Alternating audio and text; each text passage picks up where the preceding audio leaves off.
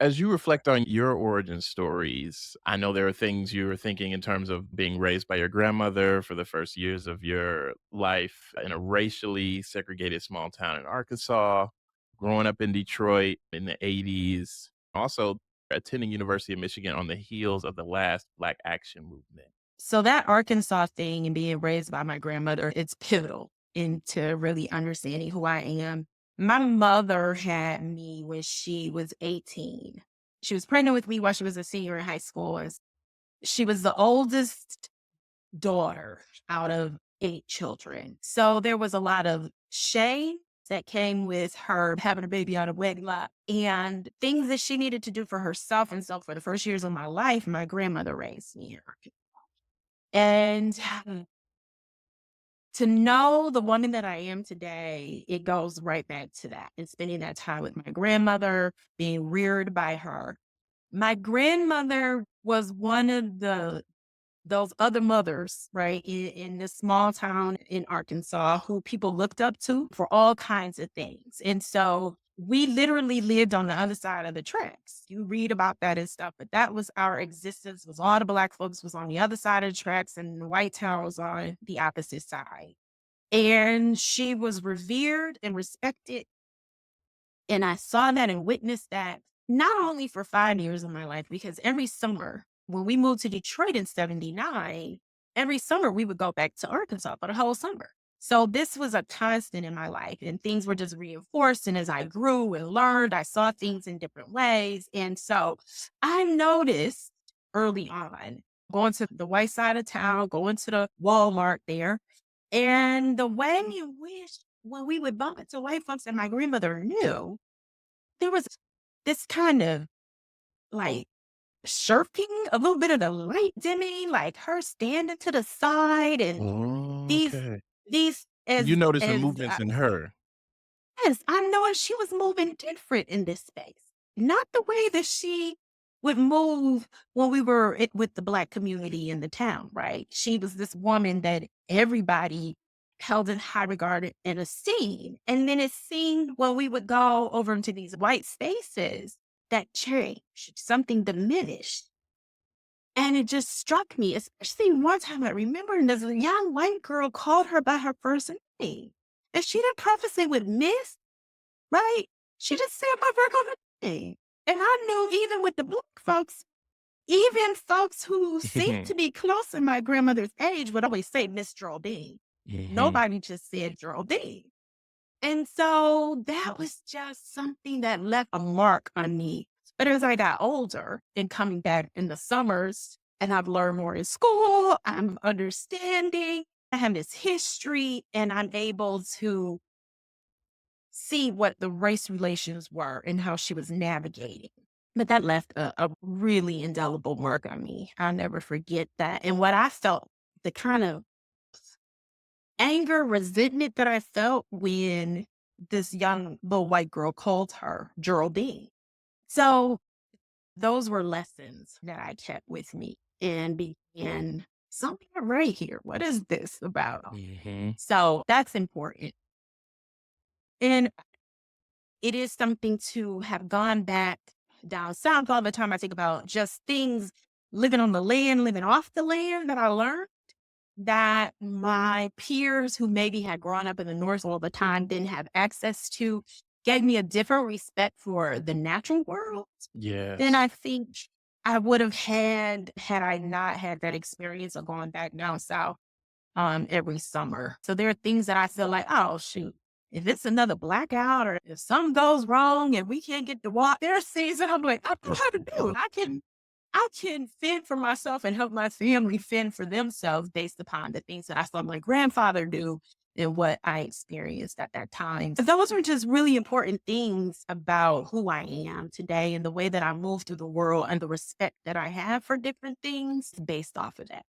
And noticing those changes in your grandmother, was there ever a conversation around that? Or is it something that you noticed and began to pick things up? One of the reasons I'm asking this question is sometimes I'll ask folks, even as an educator myself, what were some of your earliest messages you received about race and racism? And supporting folks in knowing sometimes there are explicit messages we get, and then sometimes we see patterns, we see things, and we gain meaning from what those things are, whether they are explicitly stated or not. Yeah. I never asked her about that. I think this is just what I noticed because there are other things that, again, um, I would go with my grandmother to some of the homes, white folks' homes, and she would clean. Okay. I have experience, right, sitting on the floor in the various homes where she would clean the house and seeing her do that, helping out in certain instances, right? These were things that she would do to make a little extra money for the family. How quiet it was, like not to utter a word, right? Like we got this thing sometimes in the community that children are to um, be seen and not heard. And And not heard, yeah. so I was to sit there and be quiet unless my grandmother asked me to do something. I remember that. But these are conversations that I had with her. Now, my grandmother unfortunately passed away when I was a junior in high school. So I think there was much more for us to discuss and talk about, but I just didn't have the time, right? Her. Mhm. And even from being a young girl up until the age of 16, those still weren't topics that I would broach with her. I don't know, Rolanda, now that we're having this conversation, I'm thinking about it. Even though I may have been noticing these things and experiencing things, I think that maybe I had some shame around, what I Okay. was noticing and experiencing for her, like for her. And then if I felt that way, I dare not really ask about these things because didn't want to bring her any shame or embarrassment in the way that maybe her granddaughter, her firstborn granddaughter, is critiquing things about Right. her life. Who am I to stand in that as we're having this conversation? Because I know what I felt. And I think it just would have been, that's just not something that I would have broached with her for fear of, I could think of different phrases that she would have said, but Oh, just for yeah. fear of kinds of the shame. And this is, you don't know what you're talking about, little girl, whatever she may have been doing internally for her own kind of emotional and psychological protection for the That's right. conditions of which she was under. So I'm lifting her up and honoring her in this Black community because that's how people are interacting with my grandmother. This woman was regal. She was a key member of the community. And so while I was holding that, I also have this other thing that I'm holding about the way that I saw her move through certain spaces. And so it wasn't my place to ask about these things. Mhm. Honoring and respecting that too. Just raising the point for folks as we're processing these experiences. Sometimes with some of those early messages we get, it could be things that are explicitly said to us, and other times it's patterns we notice. As I'm thinking about you sharing about your grandmother, I'm thinking about other things that even in my own experience that I didn't ask about, how my grandparents and my parents, sometimes the voice would shift on the phone depending on who you're talking to. Okay, you're talking to us a little bit differently than you were talking on the phone. Just the differences there, and for a lot of the same reasons you're talking about, like not really going into that because it's not necessarily the time and place to do it, and the dynamics were a little different. But just really noticing, oh yeah, things are different here. You move in one way when you're with us, and then we have to go out into the broader world. It's different. What kind of meaning were you beginning to make of things at that time? The significance of noticing those changes. There was this Black world and this white world. And when they came into context, those interactions were strained.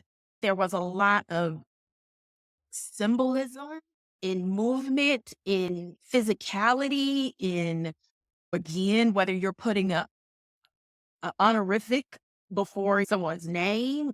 So those were things that, yes, it is navigating, right? Hmm. Different milieus, different. And so for me, that speaks to a skill, a competency, That's right? right. That folks who can do this dance, right? Really, That's right. um, can find some whatever success may mean for them or what we see outward, but that there is, if you can do this well, then it comes with some benefits. right? It comes with some benefits being in understanding the ways in which you're socialized into the Black community and certain things about your language and certain things about the way in which you do move your body and certain things about inflection and those things that they Mhm. can bring about some benefits for you. And then also when you are in this white dominant space and you are able to read the cues and understand and then utilize the appropriate norms. And then again, we get to talking about language. So this real whole idea about the kind of code switching that Yeah. does happen that Black folks have to be able to do as a means of survival is something that I was seeing and that I was developing. And I had an understanding for this whole Du Bois's concept of the veil before I had even read the Veil. So as I'm reading, or not the Veil, but the Souls of Black Folks, before I'm Mhm. even reading Souls of Black Folks, before I'm reading Dust of Dawn, I'm like, yeah. And I also began to understand that having this knowledge of this internal community, this internal race-based community, but then having this knowledge, but intimate knowledge and understanding of this external white community, like this was something that it is something that I have to do or I have to know. And realizing that white folks, on the other hand, don't have to. They don't have to have this intimate knowledge of Black life and Black folks to still move through the world and be successful. And that was something that as I was getting older in high school and going off to college, understanding this difference that I had to know about who I was and my people, but I had to know about who white folks were and what these norms and assumptions and beliefs and different things that I would encounter. I had to know that intimately well. It wasn't the reverse, right? That wasn't necessary on their end. And so these Yeah. are things that I took from it. And there were other observations you began to make too, a friendship with a little white girl as early as 2nd grade and dynamics there. And then also having Black teachers throughout your elementary and secondary education. We moved to Detroit in 1979 Yeah. from Arkansas. And we moved to a neighborhood on the west side of the city. I grew up on the west side of the city near 8 Mile and Greenfields. Across 8 Mile was Southfield, Oh, Oakland yeah. County, right? So, 8 Mile Road, I know where you at.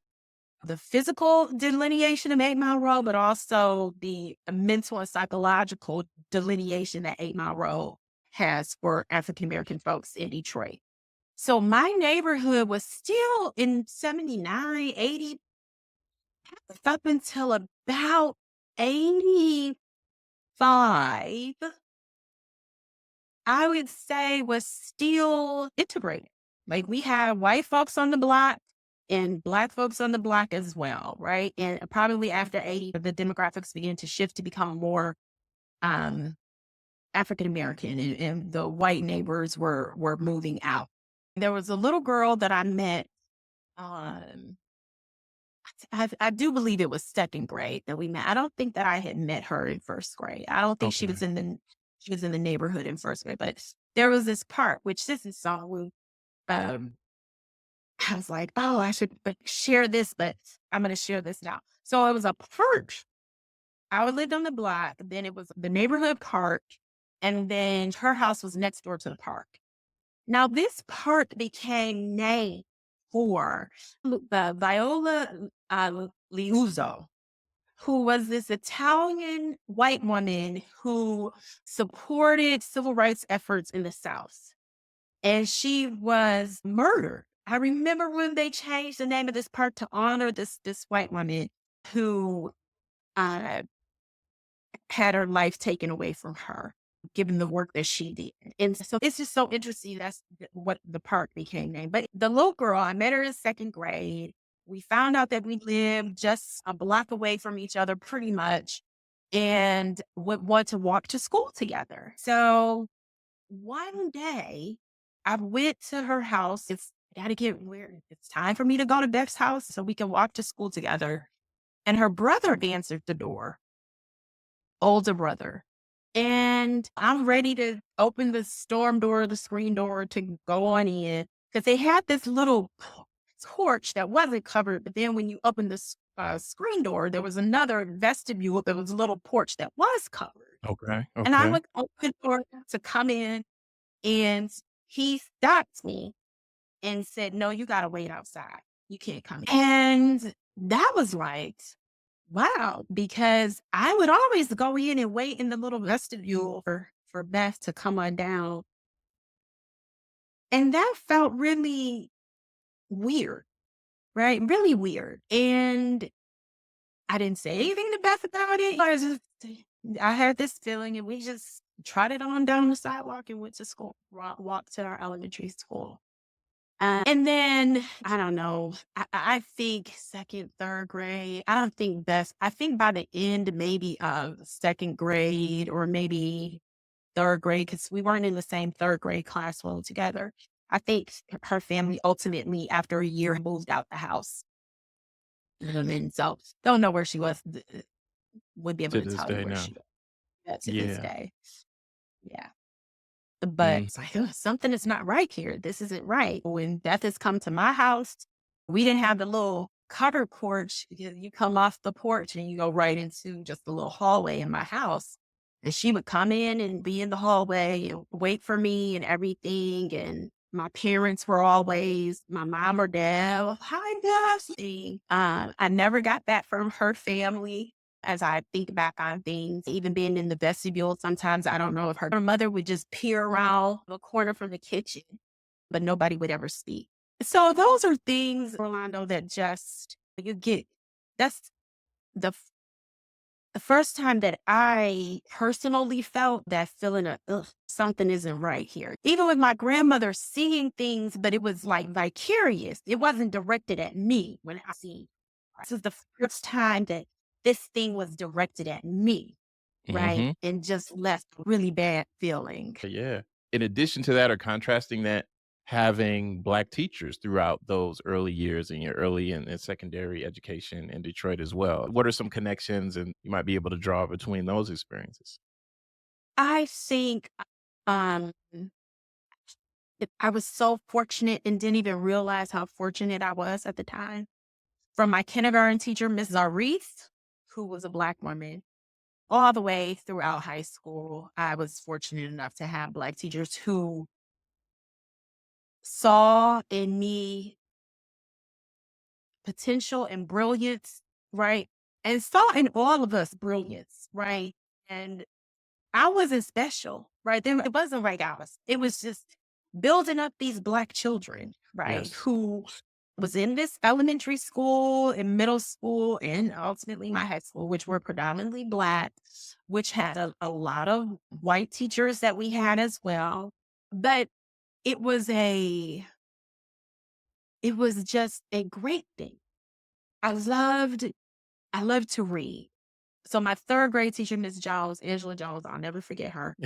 Um, I love to read, and she just stoked the fire even more in me to read.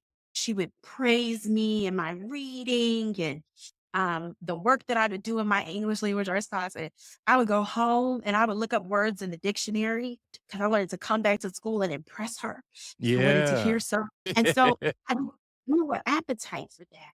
Well, she was so fantastic and so wonderful, and I had other teachers, Black men and women, elementary school and middle school, my counselor, Mr. Banks, who got me into entering oratorical contests and doing very well in these oratorical contests and just having these teachers just really just pouring into me. But I will never forget in my seventh grade English class, I had one teacher who and I can't even think of the name of the book that I read, but we would have to do these book reports every so often. And I wrote this book report. I loved reading and I loved writing.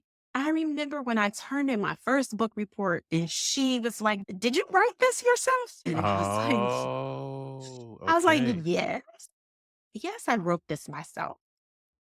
And I really have questions about this. Is this a real reflection of your work?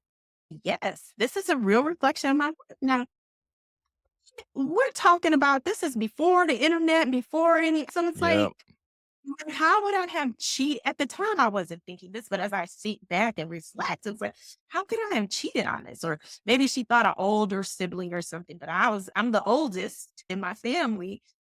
So that was it. So I remember I had to prove myself to her. And I had not experienced that before. My English teachers up until that point, elementary teachers, contain classroom, whatever, have been Black women. And encouraging my reading, encouraging my writing. Coach Chastity, this is so great. This is the first time that I up against somebody questioning my abilities and if this was something that I was actually capable of. So for me, that was a split. That was a stark split, right? That's not right here. Then as the year wore on, Miss Ganser, I don't remember her name either. As the year wore on, I continue to produce the same sort of work, the same caliber of work, right? that's right, that's And right. and then she, "Oh, you are," and then she wanted to try to encourage me to do things, giving me tips on how I could have something that I did or took a different tack on something or whatever. But I remember that. And so I am again fortunate that I had all these folks build me up that this one encounter with this woman did not undermine my trajectory, did not push me off, to not make me stop liking school, didn't make me resentful. All the things that I know, unfortunately, so many young Black children experience in schools across this country. That's right, So that's right. I was very blessed in that way that I had these folks in my life that had built me up so much that this one thing wasn't about to tear me down.